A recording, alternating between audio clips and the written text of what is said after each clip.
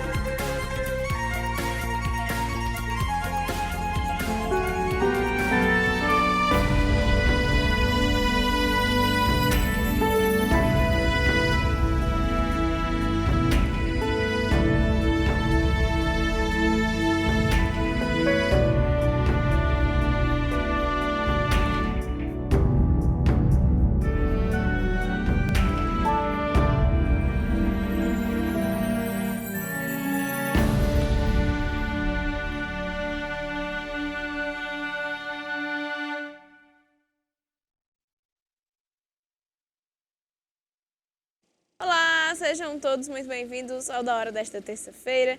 Já estou aqui com Gabriel Viana, Rochelle Roldão e vocês conferiram aí o nosso vídeo de abertura em homenagem ao nosso rei do futebol, Pelé, que agora, né, Gabriel, está acontecendo seu velório desde ontem. O velório terminou há pouco tempo, o carro com o caixão, o cortejo fúnebre já saiu lá da Vila Belmiro, a última vez que o corpo do rei Pelé vai sair lá do famoso estádio, porque a alma dele vai ficar lá para sempre, mas foi um momento difícil, autoridades passaram por lá, e jogadores, atletas, muita gente, autoridades africanas, reis, tratando o Pelé realmente como um rei, um representante de um dos países africanos, se eu não me engano, foi da Costa do Marfim, numa entrevista lá na porta do estádio Vila Belmiro, falou que estava levando uma manta para cobrir o caixão do rei Pelé, que só os nobres eram enterrados com aquela manta no país deles. Então, realmente, você vê o tamanho que tem a consideração, o Pelé nos países fora o Brasil. O representante da Nigéria falou que das 3 vezes que o Pelé foi até o país africano, em uma delas ele parou uma guerra civil por alguns dias. Então, a gente enxerga ainda mais o tamanho que tinha Pelé, não só como jogador de futebol, quase como uma entidade. É isso, Pelé que faleceu na última sexta-feira, né, dia 30, e infelizmente a família já vinha se preparando, a gente soltaram muitos vídeos na internet do estádio já sendo preparado dias antes, a família fazendo ligações de vídeo para outros familiares. Então, era um câncer muito difícil, né, a doença do Pelé. Já tinha se espalhado. Já tinha se espalhado, não tinha mais, infelizmente, o que fazer. E é uma doença que pega muita gente falece. E tomara que daqui a uns anos a nossa ciência já esteja muito mais avançada, pelo menos para deixar essas pessoas mais anos aqui conosco, não é isso? É isso. E começando o nosso Da Hora de hoje, Rochelle, o que se comemora nesta terça-feira? Nesta terça-feira, dia 3 de janeiro, comemora-se o Dia do Juiz de Menores, atualmente responsável no Brasil para validar o Estatuto da Criança e do Adolescente, promulgado em 1990. E o ex-prefeito Roberto Cláudio afirmou que não quer o PDT sendo puxadinho do PT, mas também não quer postura de oposição odienta e sim responsável. Ele fala querer fazer uma oposição respeitosa e que coloque o Ceará em primeiro lugar. Já os deputados pedetistas Salmito Desenvolvimento Econômico, Robério Monteiro, Recursos Hídricos, e Oriel Filho, Pesca e Agricultura, não foram indicados pelo PDT para a equipe do governador eleito. Segundo o presidente do PDT-CE, André Figueiredo, as indicações do trio não passaram pela cúpula pedetista e teriam sido feitas por decisão pessoal de Elmano Freitas. E é isso, Rochelle. A deputada estadual Augusta Brito, filiada ao PT, assumirá a vaga de Camilo Santana no Senado Federal. A informação foi anunciada pelo Partido dos Trabalhadores e confirmada pelo atual ministro da Educação durante a cerimônia de posse, nesta segunda-feira, dia 2. A vaga do Senado Federal ficou aberta após Camilo assumir o MEC, o Ministério da Educação. Augusta Brito era a primeira suplente. Hoje está em seu segundo mandato como deputada estadual. É a primeira mulher líder do governo na Assembleia Legislativa e atua como vice-líder do governo na Casa. Nasceu em Fortaleza, mas o berço político é a região da Ibiapaba, em especial a cidade de Graça, onde foi prefeita 2 vezes. É isso, antes do Camilo Santana ser oficializado como ministro da Educação, quando era apenas uma especulação, a gente já vinha falando da Augusta que podia assumir aí o Senado, representando o estado do Ceará. E realmente agora, com essa confirmação de Camilo Santana sendo o novo ministro da Educação da República, a gente tem a confirmação também de quem vai assumir o lugar dele no Senado. O Senado Federal, representando o estado do Ceará. É isso, e a gente muda agora um pouquinho de assunto para falar de algo mais nacional, porque o presidente Luiz Inácio Lula da Silva assinou os primeiros decretos revogando medidas tomadas durante o governo do ex-presidente Jair Bolsonaro, que tratam sobre as armas. Na política das armas, os decretos assinados por Lula e pelo ministro da Justiça, Flávio Dino, tratam da suspensão de registros para aquisição e transferência de armas e munições de uso restrito por caçadores, colecionadores, atiradores e particulares. Ficam restritos os quantitativos de aquisição de armas de munições de uso permitido. Fica suspensa a concessão de novos registros de clubes e escolas de tiro. Fica suspensa a concessão de novos registros de colecionadores e de atiradores e de caçadores. Estabelece a criação de um grupo de trabalho para propor uma nova regulamentação para o Estatuto do Desarmamento de 2003. Entre as mudanças do decreto, cada pessoa poderá adquirir até 3 armas de fogo de uso permitido, desde que alinhadas aos requisitos do novo decreto. É isso. A gente está falando aí em relação ao desarmamento, mas em relação de desarmar a população, mas que também os bandidos não tenham acesso às armas, né? Porque não adianta desarmar a população e o tráfico, a bandidagem continuar aí usando as armas. Então, mas na teoria é algo bom, na teoria é algo que sempre funciona. Quando vai para a prática é muito difícil, eu acho que diria até porque, que assim, na verdade, impossível os bandidos estarem desarmados. Porque, assim, na verdade, para o cidadão ter a posse de arma, tem que ser legalizado, né? E já o bandido não. Então, fica aí essa desigualdade em relação a isso, ou tira de todos, ou então que fique legalizado também, né? Que não desarme também a população. E é isso que temos agora. O Brasil ultrapassa Venezuela e terá maior número de ministros na América Latina. Ao planejar Brasília, o urbanista Lúcio Costa imaginou que uma esplanada dos ministérios com 19 prédios seria suficiente. Fazia sentido. À época, o governo federal tinha apenas 15 ministros, incluindo um para a Aeronáutica, um para a Marinha e um para o Exército, então chamado Ministério da Guerra. De lá para cá, o Brasil passou a ter um número de ministérios muito maior. Falta espaço na esplanada e vai faltar mais ainda. O presidente Luiz Inácio Lula da Silva terá 37 ministérios. A lista das pastas criadas ou recriadas inclui os ministérios dos portos, dos povos originários e da igualdade racial. O Brasil está acima da média global nesse quesito. O país tem mais ministérios que países com nível de desenvolvimento similar, como a Argentina, com 18, Colômbia também com 18, México com 20, África do Sul com 27 e até Venezuela com 33, presidida pelo ditador Nicolás Maduro. Na verdade, os 37 ministros de Lula colocam o Brasil em primeiro lugar nesse quesito na América Latina. A comparação com países desenvolvidos é ainda mais desfavorável. Lula terá muito mais ministros que os líderes de Estados Unidos, Itália, França, Alemanha e Reino Unido.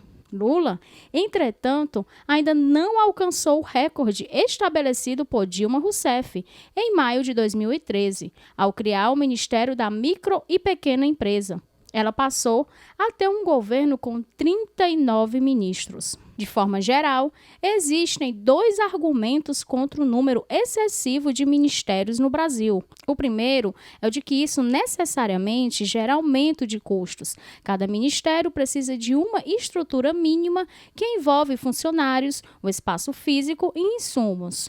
O próprio salário do ministro, por lei, é superior ao do chefe de uma secretaria, por exemplo. O segundo argumento é o de que o alto número de ministérios torna o governo burocrático em excesso e reduz a eficiência da gestão.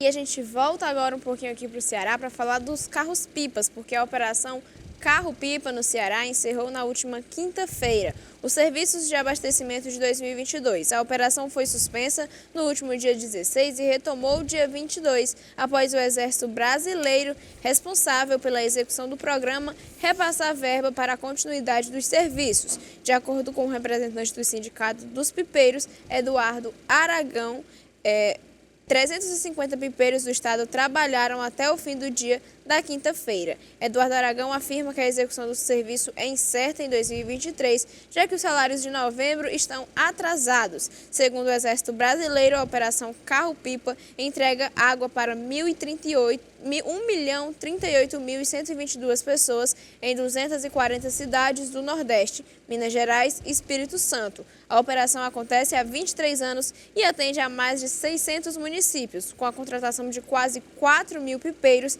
em municípios com estado de calamidade ou emergência reconhecida pelo governo. São cerca de 42.000 postos de abastecimento. A gente tinha falado que tinha retornado, né? Mas aí eles de novo suspenderam por conta do salário de novembro, que ainda está em atraso, e ainda não retomaram o serviço de, né, os pipeiros, no caso. E é um serviço muito importante, essencial. É imprescindível, é essencial para essas pessoas que moram em regiões em que o abastecimento de água é reduzido, até mesmo inexistente, né? Nos interiores principalmente, né? Porque a gente tem ali aqueles interiores mais isolados, totalmente fora de qualquer civilização, que a gente até brinca que é no meio do nada. Então lá não tem a água encanada, não tem rios, açudes perto. Então os carro-pipas servem justamente para essas famílias, para essas pessoas.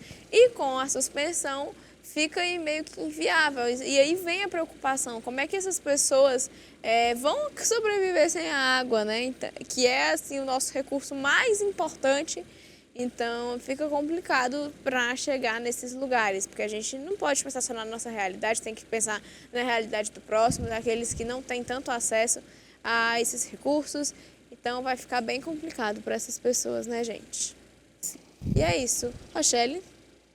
E ainda falando sobre o governo Lula, no primeiro dia do governo Luiz Inácio Lula da Silva, 1.204 servidores que desempenhavam funções de confiança na gestão do ex-presidente Jair Bolsonaro foram exonerados. A informação foi confirmada pelo ministro da Casa Civil, Rui Costa, do PT. O petista disse ainda que tem mais exonerações a serem publicadas nos próximos dias. A equipe do ministro nega, no entanto, que a máquina pública será paralisada. Segundo o secretário da Casa Civil envolvido na organização da estrutura ministerial, as exonerações foram concentradas nos cargos mais altos dos ministérios e da presidência, todos os comissionados. É um movimento já esperado, né? Não só na presidência da República, mas quando a gente tem um governo e entra a oposição, uma nova gestão.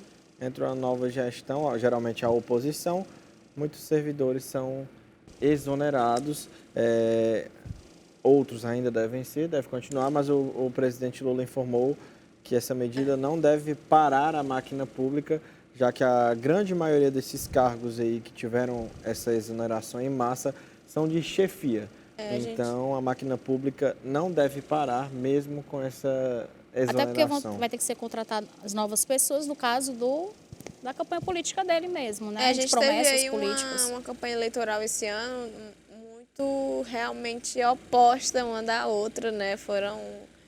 Acho que nunca teve algo tão parecido no Brasil. O Brasil ficou realmente dividido em números e era já esperado, né? Toda essa troca, essas demissões para pessoas reocuparem os cargos do partido, filiados, então já era esperado, né? E acho que é normal em todo... Érica, sempre que entra uma nova gestão, eles colocam os deles, né? Digamos assim, falando Volta até popularmente. aquela questão de mudar o nome do Auxílio Brasil, vai voltar a ser Bolsa Família, então não é só na questão de ministérios, toda essa parte Sofre também as muda, mudanças, né? Tudo muda, é um novo governo, então novas regras, novas pessoas, todas as mudanças. Então já era algo esperado, tendo em vista a eleição que a gente teve esse ano, né?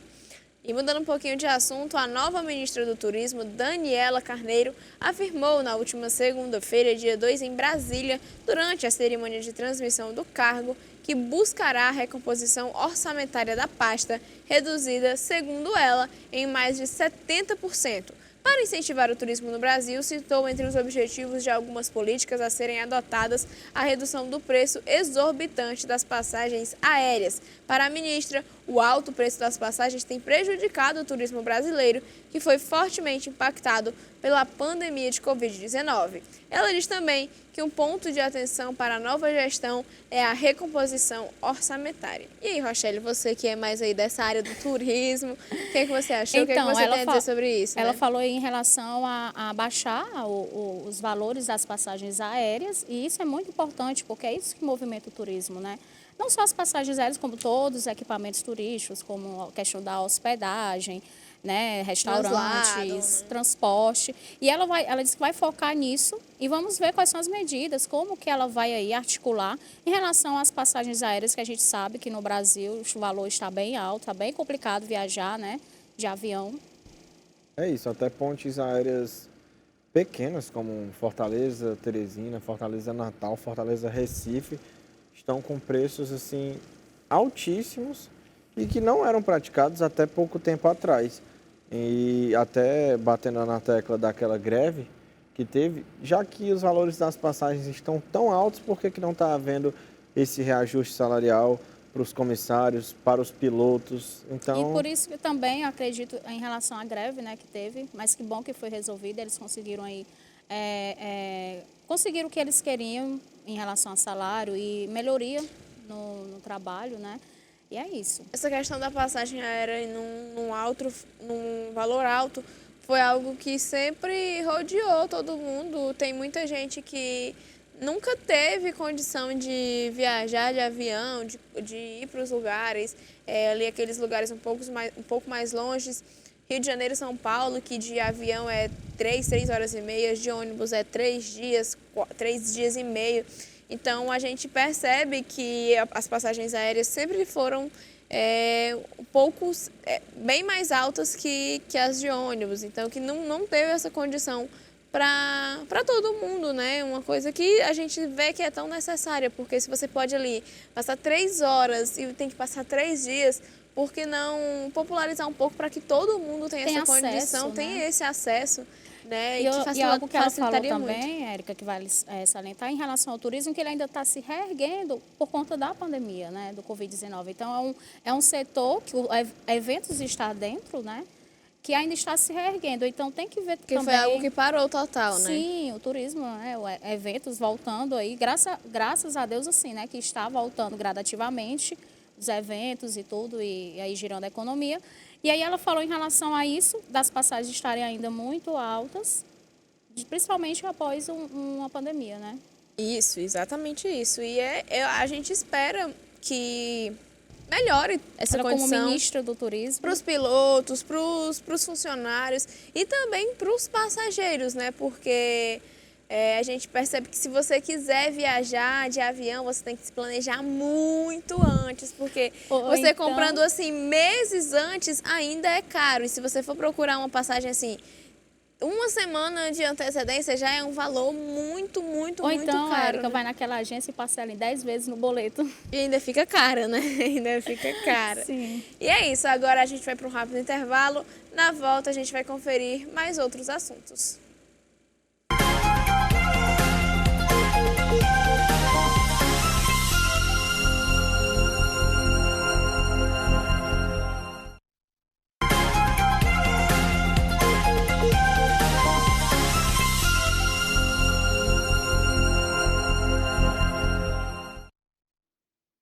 Estamos de volta e vamos falar agora sobre a Controladoria Geral da União, a CGU, produziu um relatório indicando que houve superfaturamento de 12,9 milhões em negociações da Fundação Oswaldo Cruz, que é a Fiocruz, durante a pandemia de Covid-19. Nesse período, a entidade já estava sob a gestão da pesquisadora Nízia Trindade Lima, escolhida para ser ministra da Saúde no governo Lula.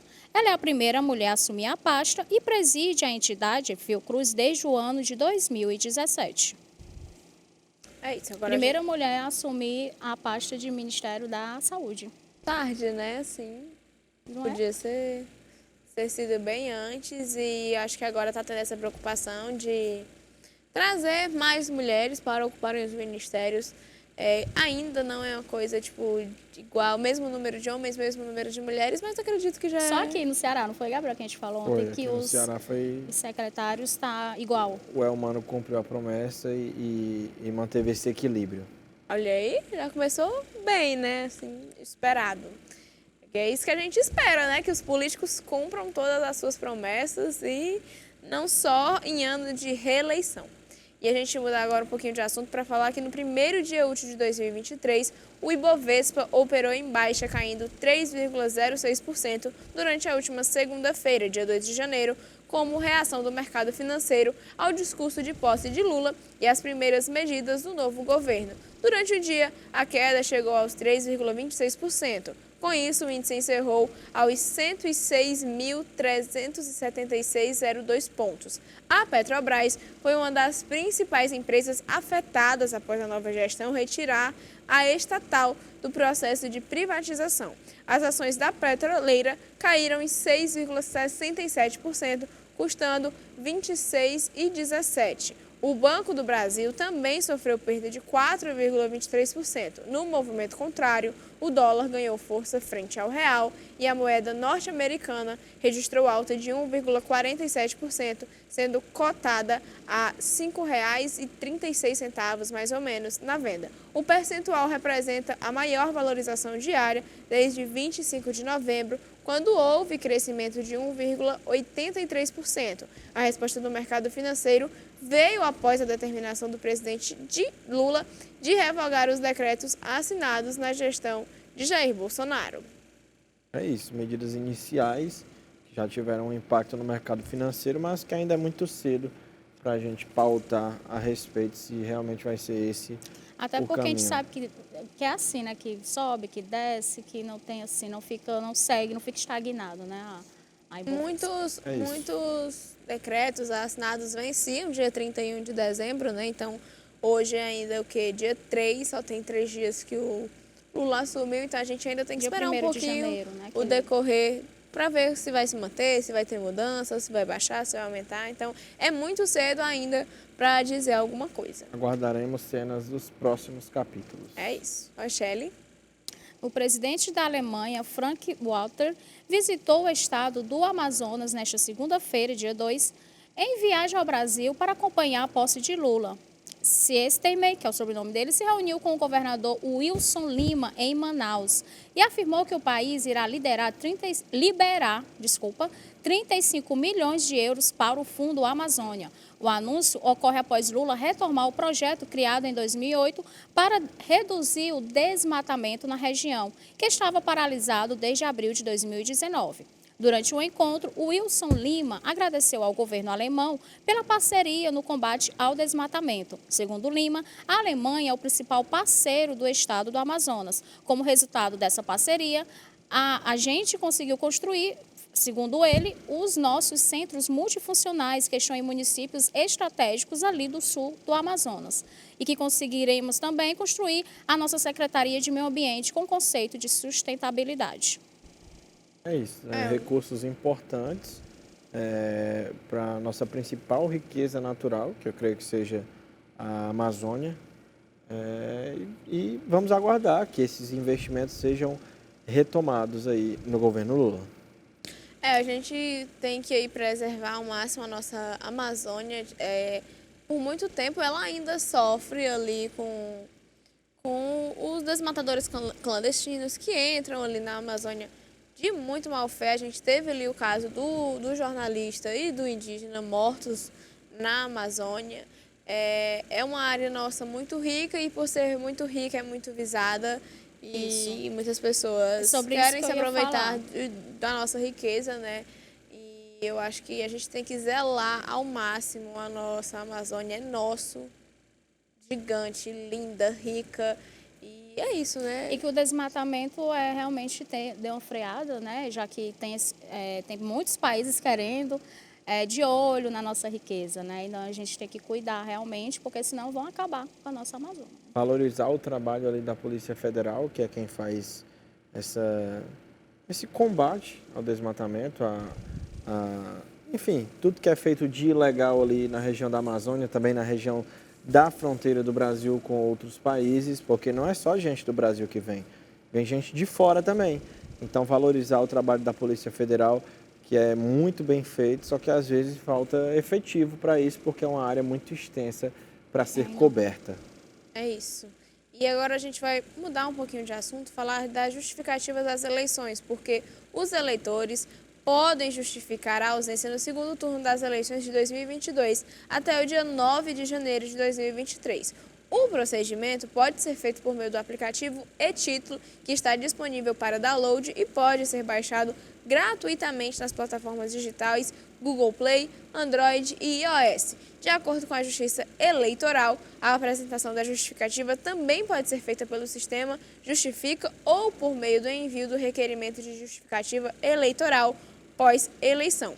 A zona eleitoral responsável pelo título, segundo a Justiça Eleitoral, cada justificativa é válida somente para o turno ao qual a pessoa não tenha comparecido. O eleitor que não justificar a ausência nas eleições pagará uma multa referente a cada turno entre o mínimo de 3% e o máximo de 10% do valor utilizado como base de cálculo, equivalente a R$ 35,13. Além disso, quem não estiver regular com a Justiça Eleitoral não conseguirá, por exemplo, tirar ou renovar passaporte, receber salário ou proventos de função em emprego público, prestar concurso público e renovar matrícula em estabelecimento de ensino oficial ou fiscalizado pelo governo. Então, aí você que não votou e não justificou, tem essa oportunidade. Porque, querendo ou não, você perde algumas ali regalias, muitos né? Direitos, muitos não direitos. são regalias. São direitos. Você não pode assumir concurso público. Não pode viajar, emitir documentos. Tirar passaporte. Realmente. Fora que os funcionários públicos não ficam sem receber o salário, né? Então, Então tem até dia 9 de janeiro para justificar, senão também tem relação aí à multa, né? Sim. Que é uma multa, a taxa é irrisória. Se pagar a multa, ainda fica sem os direitos. Até segunda-feira que vem, então, você que não votou, que não justificou e que agora precisa fazer isso, pode estar resolvendo aí sua situação perante o governo brasileiro. É mais uma oportunidade, né? Porque a gente sabe que ocorrências acontecem, não deu ali para votar, não deu ali para justificar por algum motivo pessoal. As coisas acontecem, mas está aí a sua última oportunidade de justificar e garantir todos os direitos para você usufruir da melhor forma possível, não ficar aí 4 anos, né, sem esses direitos. E é isso. Rochelle? Na última quinta-feira, dia 29 de dezembro, o Diário Oficial da União trouxe a relação dos feriados e pontos facultativos de 2023. O documento se aplica para servidores de repartições da Administração Pública Federal Direta, autarquia e fundacional dos estados e municípios, mas também serve de referência para a população geral. Segundo a portaria número 11.090, de 27 de dezembro de 2022, o ano contará com 4 feriados prolongados, sendo eles a Paixão de Cristo, que ocorrerá que vai ser no dia 7 de abril, Dia de Tiradentes, 21 de abril, Dia do Trabalho, 1º de maio e Natal, 25 de dezembro. Os 2 primeiros vão cair em uma sexta-feira, enquanto os outros 2 últimos vão cair numa segunda-feira. Além disso, o calendário traz os dias 20 a 22 de fevereiro, quando se celebra o Carnaval, como pontos facultativos. Os feriados de Corpus Christi, 8 de junho, e Dia do Servidor Público, 28 de outubro, também foram considerados facultativos. E para quem gosta de feriados prolongado, para poder viajar, descansar, curtir um pouco, esse ano agora de 2023 vai trazer alguns, né, gente? Já que os feriados aqui, nesse final de ano, caíram no domingo, né? Então... Domingo, né? Nossa virada de ano de 31 para 1º foi sábado para domingo. Muita gente ali queria de um domingo para uma segunda, segurar um diazinho. Mas nesse ano de 2023 vai acontecer dessa forma e aí a gente vai ter mais alguns outros, né? Para dar aquela descansada, né? É isso. E o ano de 2022 foi marcado por perdas de personalidades muito marcantes no Brasil e no mundo, como foi o caso do nosso rei do futebol, o Pelé. Símbolos da política, da música, da dramaturgia e da comunicação, além de nomes importantes da realeza britânica, não deixaram no ano passado a Elizabeth II, Chiso Abe, Olavo de Carvalho, Arnaldo Jabor, Papa Bento XVI, Dom Luís de Orleans e Bragança, Jô Soares, Paulinha Abelha e Pelé. Grandes nomes, grandes pessoas. Infelizmente, todo ano a gente perde muitas personalidades.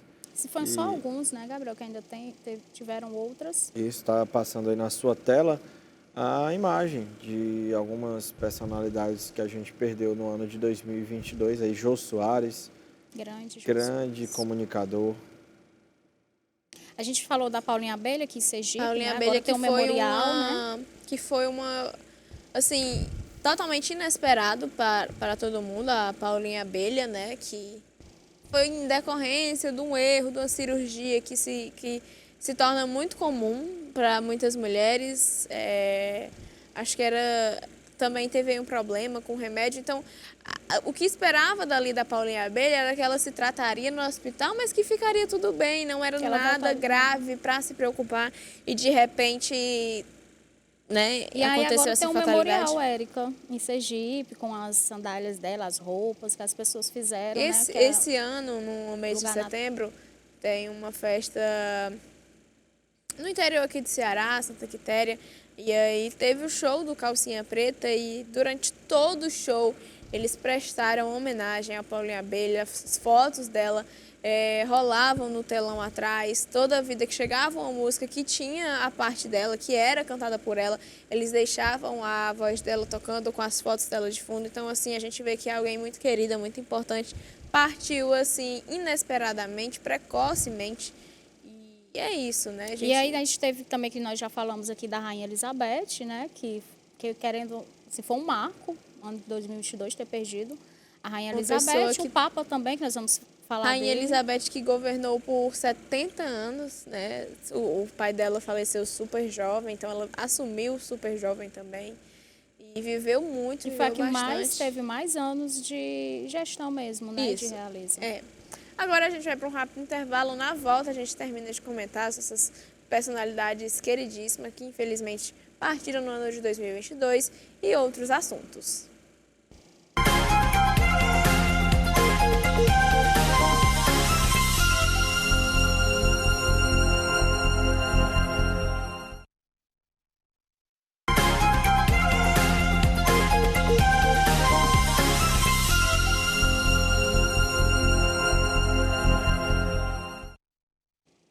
Estamos de volta com o programa da hora desta terça-feira e no último bloco a gente estava falando das personalidades gigantes, marcantes, que nós infelizmente perdemos no ano de 2022, e uma delas era o Papa Emérito Bento XVI, que morreu no último dia 31 de dezembro em um mosteiro do Vaticano aos 95 anos.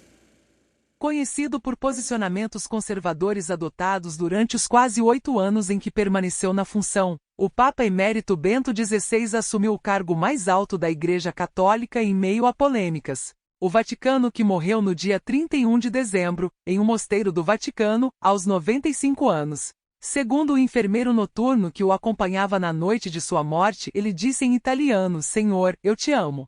As palavras foram proferidas por volta das 3 horas da madrugada, ainda de acordo com a nota. Bento era contra a união de pessoas do mesmo sexo, contra o aborto e a liberação de padres do celibato. Outro ponto de destaque do papado de Bento XVI teve relação com denúncias de casos de pedofilia na Igreja, que começaram a aparecer entre 2009 e 2010. Em 2013, Bento XVI foi o primeiro a renunciar do cargo em 600 anos. É isso, Rochelle. Um grande engavetamento com mais de 200 veículos em uma ponte na cidade de Shenzhen, na China, deixou um morto. O episódio aconteceu na última quarta-feira, dia 28 de dezembro, e foi confirmado pela emissora estatal CCTV. As informações foram divulgadas pelos Reuters. A causa do congestionamento seria a neblina que atinge o local. Carros e caminhões foram flagrados, amassados e empilhados na ponte Zhenguishi. A mídia estatal afirma que a maioria dos feridos ficaram presos em seus veículos, sendo necessário o envio de 11 caminhões do Corpo de Bombeiros e 66 equipes de resgate, segundo as autoridades. Após a colisão, o tráfego no local foi interditado. É isso, né? Que engavetamento, né? Gigante, perigoso, mas que bom que as autoridades, os bombeiros, polícia conseguiram, né, conter e tranquilizar um pouquinho mais. Infelizmente teve uma morte, né, mas dando a gigantesca dimensão que foi, né? Que bom que não tiveram mais, né? Porque foi bem perigoso e poderia ter acontecido algo muito pior. Mudando um pouquinho de assunto, o voo UA-858 da United partiu do sul da capital da Coreia do Sul à meia-noite 16 de domingo, dia 1º de janeiro de 2023, e atravessou a linha internacional de Dhaka e pousou em São Francisco, nos Estados Unidos, por volta das 5h20 do sábado, dia 31 de dezembro de 2022. Que confusão, né? Confuso demais. A gente ficou sem entender como assim que ele saiu dia 1º. Literalmente uma viagem no tempo. Tudo a questão do fuso horário, né? Do fuso horário. Até a gente brinca, tem aquele meme, tal coisa na Austrália já aconteceu. Porque a Austrália está 12 horas praticamente, se eu não me engano. Austrália, China, à frente, China também. À frente aí do nosso fuso horário. Então por isso que muita gente brinca que na Austrália tal coisa já aconteceu. Então, mais uma prova aí, esse avião que partiu da China. Da China e que foi até os Estados Unidos. A Coreia do Sul, perdão. E foi até os Estados Unidos. São Francisco, nos Estados Unidos. Isso. Então tem essa pequena diferença. Os Estados Unidos, que em relação ao nosso fuso, ainda é um pouco atrasado. Então, mais tempo ainda de diferença entre o fuso horário dos Estados Unidos para os países ali da Ásia e da Oceania. É isso, Rochelle. Vamos falar agora sobre a inteligência artificial do Google, que irá traduzir a letra do médico. Saber o que um médico escreveu em uma receita pode não ser mais um problema por conta dessa inteligência artificial. Até o momento, o Google já fez uma demonstração dessa ferramenta, com ela conseguindo decifrar quais eram os medicamentos escritos à mão na receita médica. Essa demonstração foi feita em um evento na Índia. Mesmo assim, a empresa disse que ainda há muito trabalho a ser feito antes que este sistema esteja pronto para o mundo real. A tecnologia está crescendo e avançando muito rapidamente. A inteligência artificial é uma tecnologia que faz com que as máquinas adquiram conhecimentos através de experiências. Elas também podem se adaptar às condições e conseguem desempenhar tarefas como os seres humanos. O objetivo desse tipo de tecnologia é facilitar a vida das pessoas. Em alguns casos, a inteligência artificial consegue ser melhor do que os seres humanos. Por exemplo, praticamente todo mundo já passou pela situação de ir ao médico e no momento em que ele dá a receita escrita à mão, ninguém entende nada. A chamada letra de médico é quase impossível de entender. Mesmo que hoje em dia vários médicos já imprimam a receita ao invés de escrevê-la. Ainda existe a conhecida situação em que o paciente não entende nada do garrancho escrito pelo médico. Por conta disso, a Google pensou em uma possível solução. A empresa desenvolveu uma tecnologia que diz que irá traduzir a famosa letra de médico. Com isso em mente, a empresa está trabalhando em um modelo de inteligência artificial que consegue decifrar alguma caligrafia difícil de ler. Mas o foco dela são as anotações e prescrições médicas. Essa nova tecnologia estará integrada com o Google Lens, que poderá ser usada para mais do que somente receitas médicas. Alguns exemplos que essa inteligência artificial poderá decifrar são documentos antigos ou que estejam danificados e com uma caligrafia ruim. Isso pode ajudar no processo de pesquisas documentais.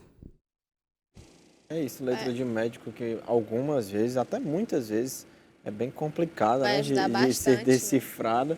Então vai ajudar bastante, principalmente nas receitas. Acho que os únicos capazes de decifrar são os farmacêuticos, né? E que às tem ali vezes não conseguem, viu? Porque é tão complicada a caligrafia do médico que é difícil de você saber qual remédio que você vai tomar. Então essa ferramenta aí, se realmente vier, que venha para ajudar naquela hora de comprar o seu remédio, o seu medicamento. Vai ajudar também documentos antigos e arquivados, que talvez ele é apagado. A tecnologia também vai ajudar em relação a isso. A tecnologia hoje dá para se ir muito longe e cada vez mais ela só avança.